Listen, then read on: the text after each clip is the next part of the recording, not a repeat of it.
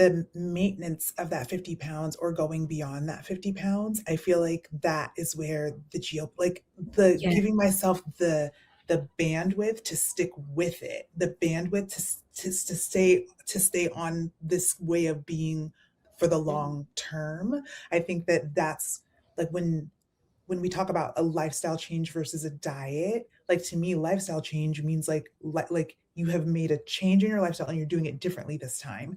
And Yeah. for me, the GLP-1 helps the lifestyle change of it all to stick. Like if not, it's just a diet. I'm just doing it for 6 months and losing 50 pounds and then I fall apart and like Mhm. go do whatever, Yeah. right? So the I feel like the GLP-1 helps to keep me like it's the marathon, not the sprint. Like I Yeah. don't mind taking it slow, but I feel like the GLP-1 is like gives me the guardrails to like give myself a chance to like get beyond what I can do when I just white knuckle it.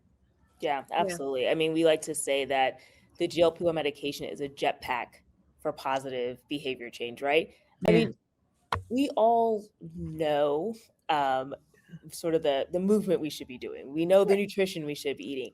But I think what's really amazing with the GLP-1 medication as well is that not only does it give you that jetpack, but we actually are seeing in the data true changes in patients' preferences, their Yeah. tastes, right? Their cravings. So cravings for fatty, fried, sweet foods go away. And people say for the first time, like, I actually like craved salad. Like I wanted That's weird. vegetables, Yeah. right? And it's just, I Mine think the is Brussels time sprouts. I don't know what it Brussels, is. No, I yeah. craved it all. I craved salad when I was heavier, but I also craved a lot of cake. Listen, girl. Oh, Yeah. yeah. Hey, life ain't worth But living without some now I'm okay. cake. Well, you know, Yep. I think that the other thing too, food noise. Yeah. We are learning more and more about the relationship between GLP-1s and food noise, and I don't think that we can like over talk about it. Right at Roe, Mhm. we were hearing from our patients. We met with leading experts to better characterize it and came up with the RAID-FN scale, and that is really important because Yeah. it's hard to tell someone about something and it's hard to treat something if you can't really describe it, if you can't measure it, right? And so having that 7-question scale, which is focusing on things like persistent and whether or not the thoughts are unwanted and intrusive, Mhm. help to give a language and a framework to patients, right? Yeah. And so now people can say, well, I didn't know about that. I know about it, but I can also measure it. When you measure it, you can study it. When you can study it, you can improve it, right? Mm. And then doctors can treat it. And so we are in this era, which is kind of interesting to think about. Like obesity and overweight have always been here. Yeah. But the GLP-1s are like a flashlight. They're like shining a light into the corners and the nooks and crannies and the bias and the stigmas and like the lack of information that we've had, even from a medical perspective, and helping us understand more about the connection between the gut and the brain, between fat cells, fat tissue, adipose tissue, and the brain and the gut. And it's truly amazing to see and hear from patients about how their bodies have changed, how their thoughts, whether it's food noise or food cravings, have changed with this medication because it helps us learn a little bit more about how the body works. Yeah. When we think about why are they having, the changes and the persistence of them, which is also awesome. Yeah. I love I it. think that for anyone who's listening who doesn't know what food noise feels like, I have the example that I would like to share is that over the holidays, I was invited to a cookie party, and the way the day had gone, I didn't eat all day. And so I arrived to this cookie party and it was literally a cookie party, like the cutest cookies, like everything's so cute, cute cookie Oh, competition. of And course. it's like rooms full of cookies, just cookies, cookies. Oh, cookies, so many cookies.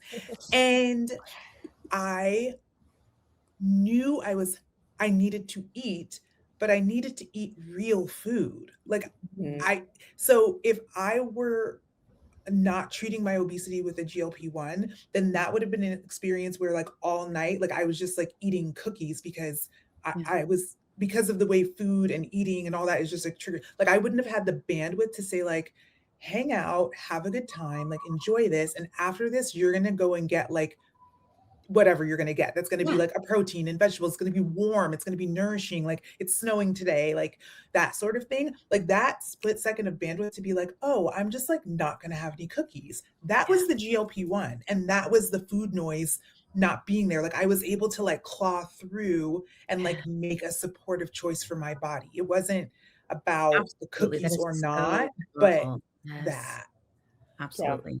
Yeah, and I think what's great is like too, like we had an episode, we always try to do an episode before the holidays to help people kind of understand about like you're gonna be with your family. They're gonna say things. And like I always talk about how like the first time I was on this and I went to dinner and to Thanksgiving dinner and I wasn't eating a lot and I would only have a few bites of like different things. I just kind of like fill the plate with everything.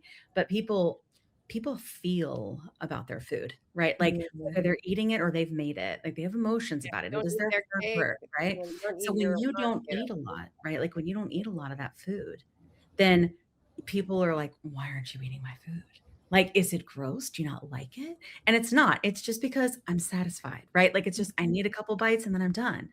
But most people like are, especially if they have obesity, like, were you on that shot? You know, and that's like something we always have to think about is like how you're going to handle that. But I Mm. do think that's the power of it, right? It's like you are in control because I don't think I was before. I feel like, and it's not that I'm trying to like dodge accountability. That's a thing, right?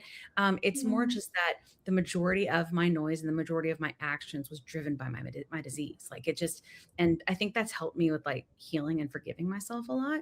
You know, it's just knowing that and that control piece, right? And you in it perfect. It's like you have sort of like the foresight, you have the minute, you have the space and the silence to go, what different decision am I empowered to make? Right? I Yeah. can have a couple cookies and you know what? I'm gonna go get my nutrition after. It's all right. Right? Yeah. Yeah. I There's feel no like the food thing funeral. I call it say that there's no food funeral. You know how that Food used to be funeral. Yeah. the diet culture that really got me was the notion of a cheat day. Yeah. Mm. And those cheat days would Right. turn into cheat weeks, right? Yes. But the notion of it all is like I would white knuckle so much for like 3, 4, 5 days. By day Yeah. 6, it was hog wild. I knew it was time to go butt freaking wild. And that didn't sound appropriate, did it? I mean, it kind of did. We talk about BBW, you It know. was very, yes, Yeah. intense. Yeah. Yes. So I knew, hey, you know what? I could inhale a whole bag of cookies. I don't care. It's And my that cheat day. there's a reason for And that that. was not Like, good for you scientifically though, either. right? Like Yeah, it's I like mean, I think the ghrelin or one something, thing right? that people, well, yes, ghrelin is very, very, very strong. And I like to think of ghrelin as, it sounds like a monster, right? It's like, Yeah. ghrelin, It's not a big G, gremlin. it's the Like the growling in your gremlin. stomach. It's the Yeah. gremlin, exactly. And I think, the GLP-1, so we've talked about like quieting the food noise. But I think the other thing that the medication does that we don't hear as much about is if you think about the messages coming from your stomach and your gut to your brain, right? One message are things like food noise and Mhm. cravings, which the GLP-1s turn down, right? But Yeah. another huge message is the I'm full. Like Yeah. not just I'm full, but I'm full and I'm satisfied, right? Yeah. Satiety is saying I feel good, like I'm satisfied. And I think that what people don't talk about is how much GLP-1s turn up that message. So when Yes. you are saying like I have to keep eating, it's a combination, yes, of the food noise of like there are cookies. I want another cookie. Ooh, what Yeah. about that cookie? I didn't try that cookie, right?